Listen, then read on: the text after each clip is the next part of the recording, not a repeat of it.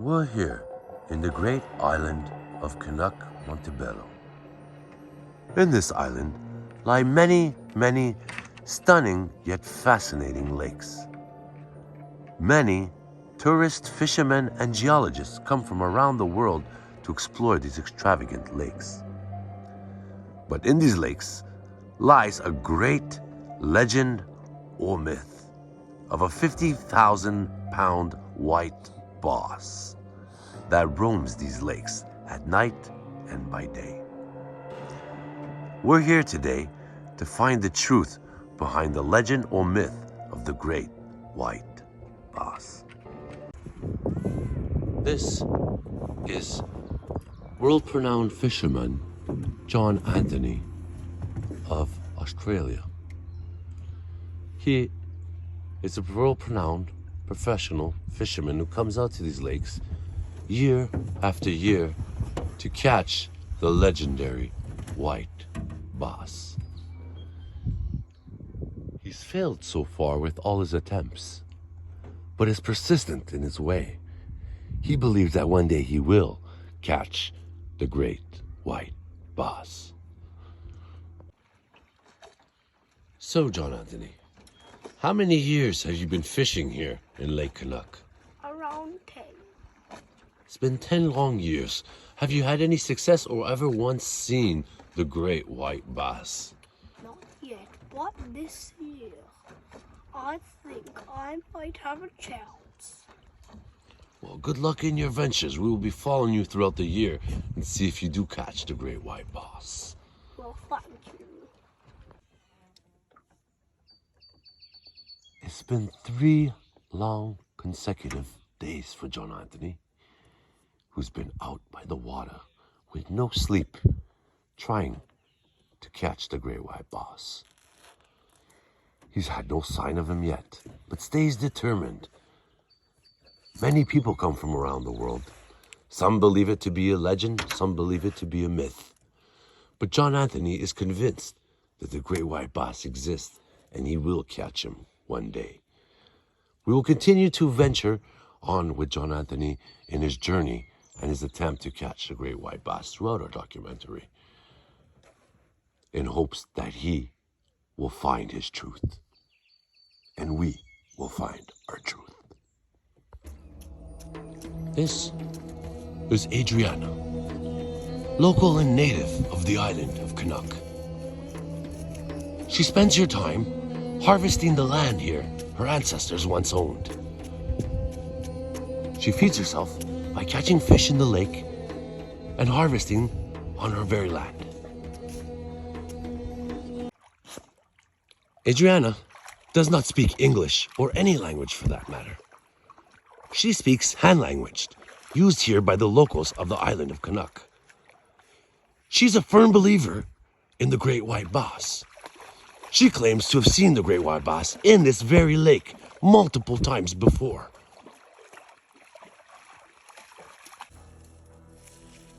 Meet Kaylin, a geologist from New Zealand who visits the island of Canuck to pick precious and rare gemstones that are found here on the island of Canuck.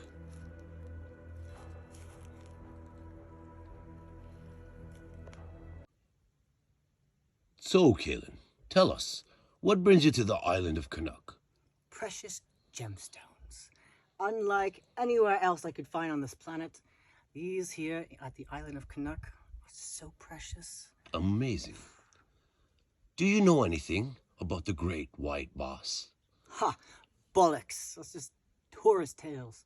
The locals came up with this tale of a 50,000-pound white bass just to attract local tourism. So you're a non-believer then? Of course not. All right, Kaylin. We'll continue to follow you in your ventures on Canuck Island. Today, we are here, 20 minutes from the island of Canuck. A remote, quiet, secluded place. A place where sightings of the great white bass are quite frequent. But we're not here today in search of the Great White Boss. We're here today because our geologist Kalen has reportedly gone missing in this very location. Yesterday at 12:44 p.m., Kalen took a boat taxi and was dropped off here. He had said to be going out gem picking.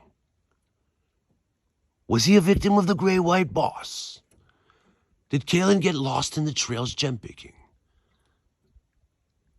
Another strange, bizarre mystery unsolved here in the island of Canuck. This is Yaya Z, a local and well-known fish whisperer. She claims to communicate directly with fish here in the island of Canuck.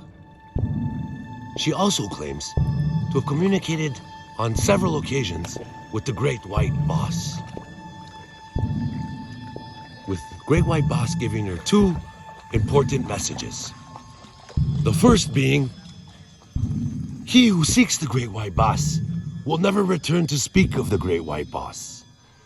And the second message being, humans have been deteriorating and ruining the lakes of Canuck for centuries now. Not everybody comes to the island of Canuck in seek of the Great White Boss. Some, others, like Delphine and her sister Melissa of Marseille, France, visit the island frequently for its great views, mountains, and lakes. They come, they say, to have a good time. So, Delphine and Melissa, what brings you guys to the island of Canuck?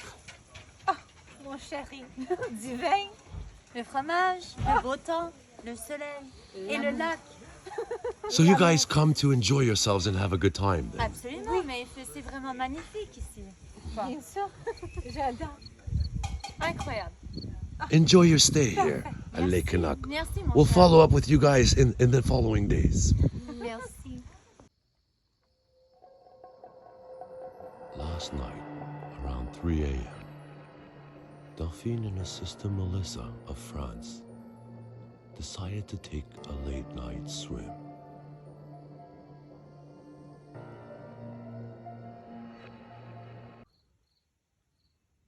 The following morning, Delphine and her sister Melissa disappeared, vanished from the island of Canuck. Were they victims of the Great White Boss? Or just a mystery unsolved? We will never know. It's been 3 months in to John Anthony's quest of capturing the Great White Boss. He's out in the deep, deep waters of Lake Canuck, where the white bass has been known to quite frequent. It's been 7 long hours today John Anthony has been fishing, in hopes of capturing the Great White Boss. Oh no, he seems to have caught something. It could be him. It seems powerful. It could be the Great White Boss, finally. But not. It seems to have gotten away. He seems to have caught something very powerful. Was it the Great White Boss? We'll never know. We're with our friend John Anthony, world-renowned fisherman of Australia. He claims to have located the exact spot where the Great White Boss is. He's attempting to fish him this very moment. He seems to have located him. Something seems to be pulling at his rod. Something strong. It could be the Great White Boss, finally. Oh no! Oh no!